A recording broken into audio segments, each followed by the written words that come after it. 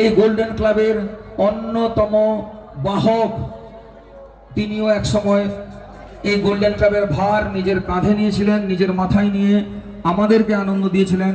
তখন আমরা তার সন্তান সম ছিলাম। তার মুখ থেকে দু এক কথা শুনব। নমস্কার। উপস্থিত মঞ্চে গোল্ডেন ক্লাবের সভাপতি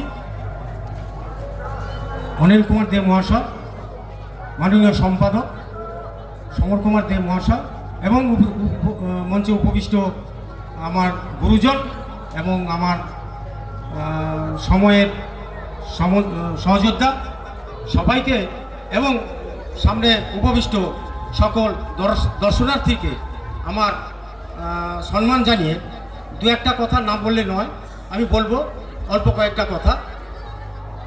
মানে আজকে এই সরস্বতী পূজা গোল্ডেন ক্লাবের, তখন কিন্তু গোল্ডেন ক্লাব হয়নি।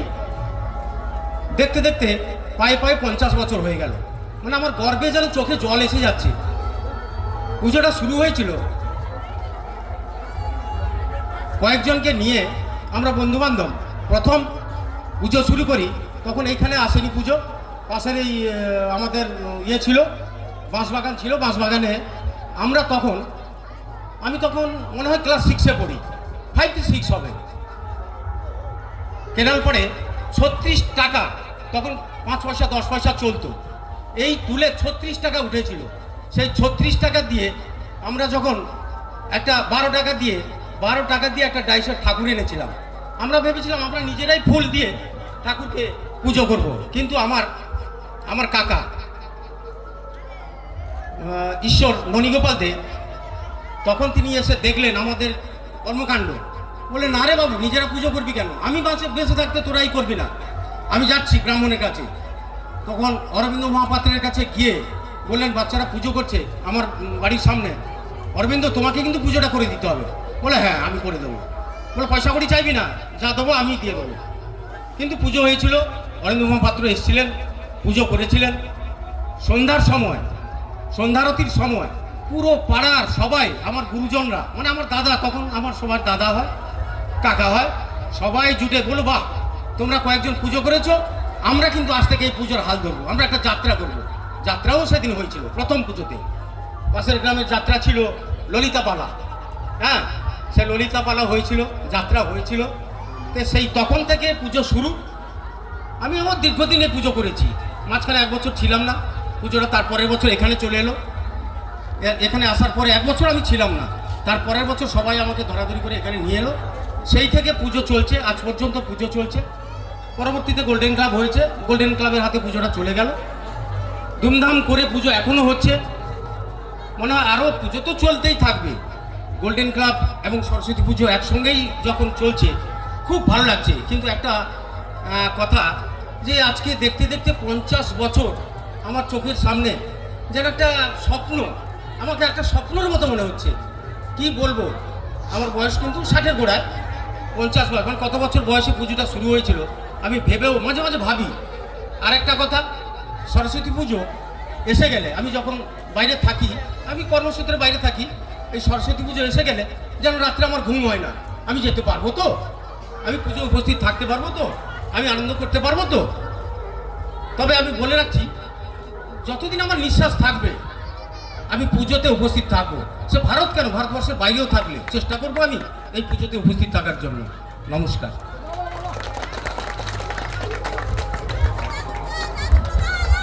ধন্যবাদ অমিয় কুমার দে মহাশয়কে। যে কোনো কিছুর শুরু এভাবেই হয়। বড়রা তার কাকা স্বর্গীয় ননী গোপাল দে মহাশয়কে আমরা দেখেছি বিভিন্ন সামাজিক কর্মে পরের উপকারে যেভাবে যুক্ত থাকতেন, সেই তার কাকা হিসাবে তখন তার সাথে হাত বাড়িয়ে দিয়ে ছোটদেরকে এগিয়ে নিয়ে গেছিলেন। এভাবেই যারা বড় রয়েছেন, আপনারা যদি কোথাও ভুল ত্রুটি দেখেন, ছোটদেরকে হাত ধরে আপনারা এগিয়ে নিয়ে যাবেন, বন্ধ করার চেষ্টা করবেন না, অবশ্যই শিখিয়ে দেবেন। ধন্যবাদ। এক সময়ের আরেকজন কাণ্ডারি, একসাথে 3 জনকে আমরা পুজো করতে দেখেছি। অমল কুমার দে মহাশয়, বীর কুমার দাস মহাশয় এবং দেবাশিস দাস মহাশয়কে একসাথে আমরা যখন কৈশোরে পা দিচ্ছি, তখন দেখি 3 জন উদ্যমপূর্ণ একদম পুজো, যেখানে তারাও অনেকভাবে চেষ্টা করে পুজোটাকে করেছিলেন 3-4 বছর। আমি তাদের মধ্যে প্রথমে দেবাশিস দাসকে দু এক কথা বলার জন্য আমি অনুরোধ করব। হ্যালো, নমস্কার। শ্রদ্ধাভাজন উপস্থিত, গোল্ডেন ক্লাবের প্রতিবেশী, আমার পাড়ার লোক, আমার ঘরের লোক সবাই জানেন যে আজকে গোল্ডেন ক্লাব আমরা তো ছোটোখাটো পুঁটি মাছ, কিন্তু এই সমর কুমার দে, তরুণ কুমার দাস এবং তার অনুগামীরা যেভাবে এই পূজা অনুষ্ঠানকে যেভাবে এগিয়ে নিয়ে গেছে, অমল দে, আমরা তার কাছে আমরা চিরকৃতজ্ঞ। আমি বিশেষ করে বলবো যে আজকে এই অনুষ্ঠান আমরা 2 টাকা পেতে গেলে আমি অমল সুরপতি দাস, অমল দে, বীর কুমার দাসকে বলি জিএসটি গোল। আরে কি করে গোল? আজকে ভগবান করুন মহাপ্রভু চৈতন্যদেবের আশীর্বাদে আমার গোল্ডেন ক্লাবকে, আমাদের গোল্ডেন ক্লাবকে উনি যে আশীর্বাদ করেছেন কল্পনা ব্যতীত। কারণ আমরা সবাই আপ্লুত, অবাক হয়ে যাচ্ছি, এই গোল্ডেন ক্লাব বছরের পর বছর এগিয়ে যাচ্ছে কল্পনা ব্যতীত। হ্যাঁ, কল্পনা করা যায় না। সোজা হচ্ছে ভগবানের কৃপা ছাড়া আমাদের গোল্ডেন ক্লাব আজকে 50 বছর পূর্তি উদযাপন করলো। আমার ক্লাবের সর্বাধিনায়ক সমর কুমার দে মহাশয়, আমার ভাই, ছোট ভাই। হ্যাঁ, যাই হোক, উনার কর্মকাণ্ডে আমরা, আমাদের পাড়া, আমাদের বহরিয়া গ্রাম সবাই উদযাপিত হয়ে আত্মসমর্পণ করেছি। বাবা, তুই যা করবি আমার তোর পাশে আছি। দেখুন, 50 বছর দিনের পর দিন এগিয়ে গেল, আমরা বুঝতে পারলাম না। আমার ভাই আমাকে বললো, দাদা, প্রশ্ন বললো, দাদা আমি এসে গেছি, তুই ভালো প্যান্ট শার্ট পরবে, সারা চুল কলম করবে। আমার ভাই বলেছে, তাই বলি সবাইকে বলি, আমার গোল্ডেন ক্লাবকে একটু সবাই সাহায্য করুন, সবাই যেন আগামী দিনে এগিয়ে যায়। আমার বড় ভাই, আমার ছোট ভাই সমর্থে, আমার তার অনুগামী সবাই যারা আছেন তাকে সহযোগিতা করুন, আরো বড় হবে, আরো বড় হবে। হ্যালো, আজকে বিধায়ক সাহেব একটু মিটিংয়ে আছেন, মানে এমএলএ আমাদের আছেন, মিটিংয়ে আছেন, আসতে পারেননি, আসবেন, দেরি হবে, ফোনে কথাবার্তা হচ্ছে, অনুযায়ী মিটিংয়ে আলোচনা হচ্ছে, আসবেন, আসবেন উনি। আপনারা সবাই সহযোগিতা করুন, আমাদের অনুষ্ঠান সূচিটা একটু চালিয়ে দিতে দেন, উনি এলেও কথাবার্তা হবেন। তাই বলে আমার যদি কোনো অন্যায় ত্রুটি খারাপ মন্তব্য থাকি, সবাই মিলে আমাকে মার্জনা করবেন। নমস্কার।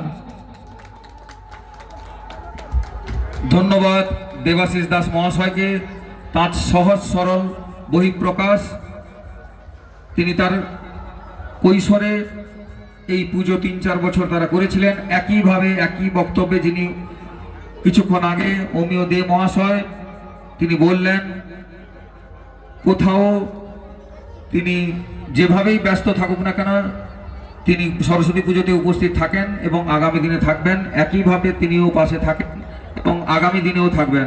আমি অনুরোধ করব পরের বক্তা মাননীয় শ্রীযুত পরিমল মণ্ডল মহাশয়কে দু এক কথা বলার জন্য। তিনিও গোল্ডেন ক্লাবেরই এক সময়ের কাণ্ডারীদের মধ্যেও তিনি ছিলেন। আমরা তার মুখ থেকে দু এক কথা শুনব। শুভ সন্ধ্যা, সমস্ত দর্শক প্রার্থীদের আমার নমস্কার। আমি যদিও বেশিরভাগ সময় বাইরেই থাকি, কিন্তু আমি চেষ্টা করি এই গোল্ডেন ক্লাবের পুজোর সময় আসার। যাই হোক, গোল্ডেন ক্লাব সম্বন্ধে আমি কিছু বলবো না বেশি, কেননা আমার আগের বক্তারা সব বলেছেন, কিন্তু আমি একটা কথাই বলতে চাই, এটা হচ্ছে এই যে গোল্ডেন ক্লাবের উদ্যোগ, এই যে মহান উদ্যোগ আমাদের ছোট ছোট কচি ছেলে মেয়েদের জন্য খুবই মানে উৎসাহজনক। এই উৎসাহ জাগবার জন্য আমাদের এই গোল্ডেন ক্লাব যে প্রচেষ্টা চালিয়ে যাচ্ছে সেটা যেন প্রতি বছর চালিয়ে যেতে পারে, এটাই আমি গোল্ডেন ক্লাবের সমস্ত সদস্যবৃন্দদের কাছে অনুরোধ করব। আমি আসতে পারি বা না আসতে পারি সেটা কথা নয়, কিন্তু আমার সহযোগিতা সবসময় থাকবে। আমি সমস্ত সদস্যবৃন্দদের অভিনন্দন জানিয়ে আমার কথা শেষ করছি। নমস্কার। ধন্যবাদ পরিমল মণ্ডল মহাশয়কে। তিনি আমাদের কাছে আশা করেন যেন একইভাবে আমরা অগ্রতির সাথে, প্রগতির সাথে, আত্মবিশ্বাসের সাথে আমাদের এই পূজা চালিয়ে যেতে পারি। তিনি সদা সর্বদা আমাদের পাশে থাকবেন, যেভাবে থেকেছেন আমাদের এই প্রাণ প্রিয় উৎসবের সাথে। আমি পরের বক্তা আমি অনুরোধ করব মাননীয় শ্রীযুত সুনীল কুমার দে মহাশয়, গোল্ডেন ক্লাবের জন্মলগ্নে যিনি সম্পাদক ছিলেন, এবং কিছুক্ষণ আগে অমিয় দে মহাশয় যিনি বললেন সরস্বতী পুজো এবং গোল্ডেন ক্লাব যেভাবে একাত্মা হয়ে রয়েছে। গোল্ডেন ক্লাবের জন্মের পূর্বে সরস্বতী পুজো শুরু, এবং গোল্ডেন ক্লাব যেভাবে সরস্বতী পুজোকে নিজের একটা ধর্মীয় অনুষ্ঠান হিসাবে পালন করে চলেছেন, তার 50তম বর্ষে আমরা গোল্ডেন ক্লাব সম্পর্কে আমরা দু এক কথা মাননীয় শ্রীযুত সুনীল কুমার দে মহাশয়ের কাছ থেকে আমরা শুনব সংক্ষিপ্ত বক্তব্য।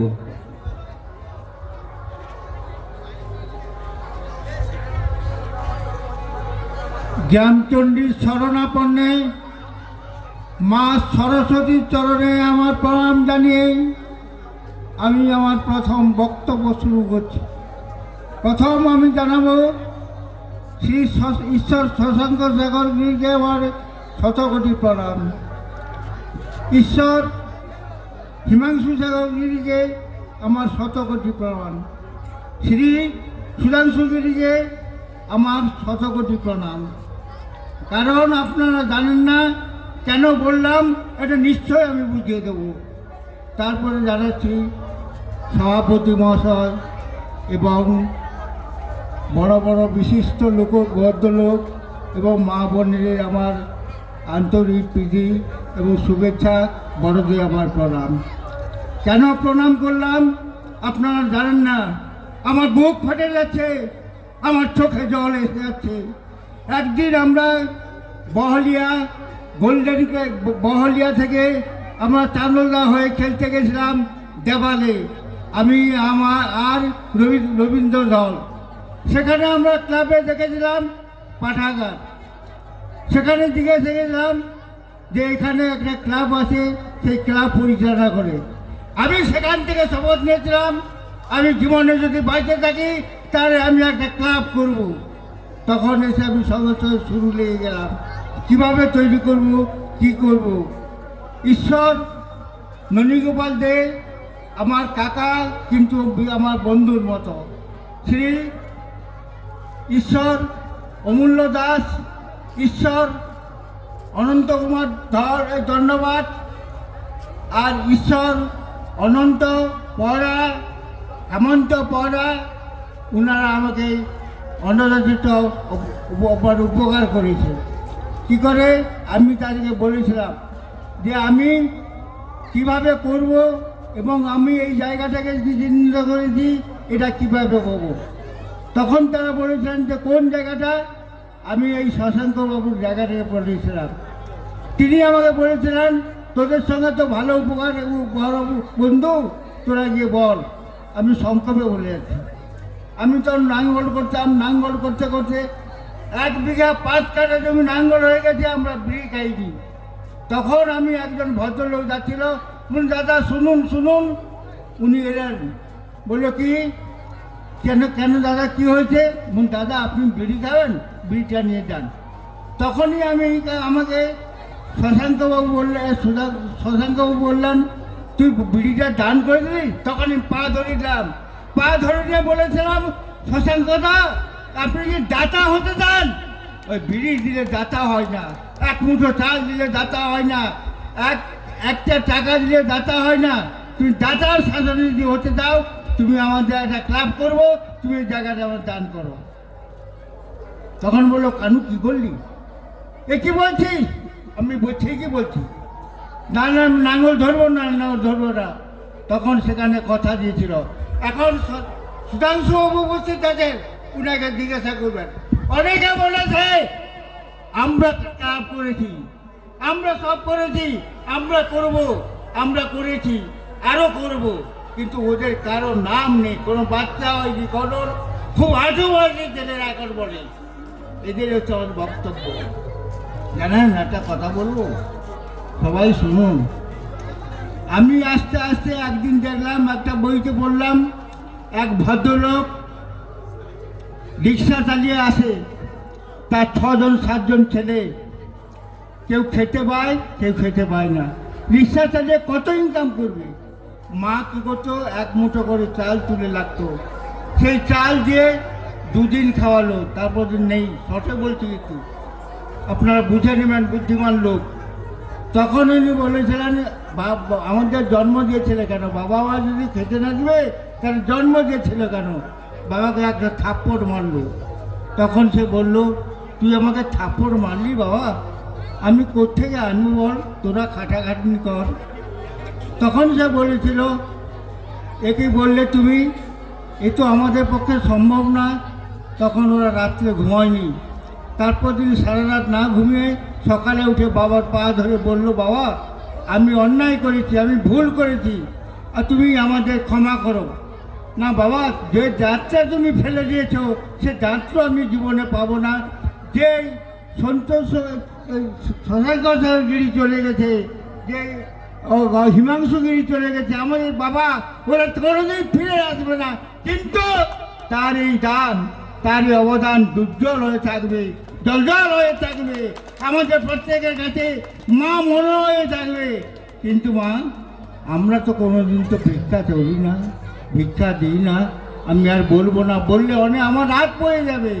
আর কিন্তু আর কিছু লোকের মনে পড়ে যাচ্ছে, এই যে অমূল্য কুমার দাস, ঈশ্বর অনন্ত পড়া, ঈশ্বর ননী গোপাল দে, এদের পয়সা যা দিয়েছে ওরা, আমি কোনোদিন দিতে পারবো না। আমি যেতে পারতাম না, মেদিনীপুর যেতে পারতাম না।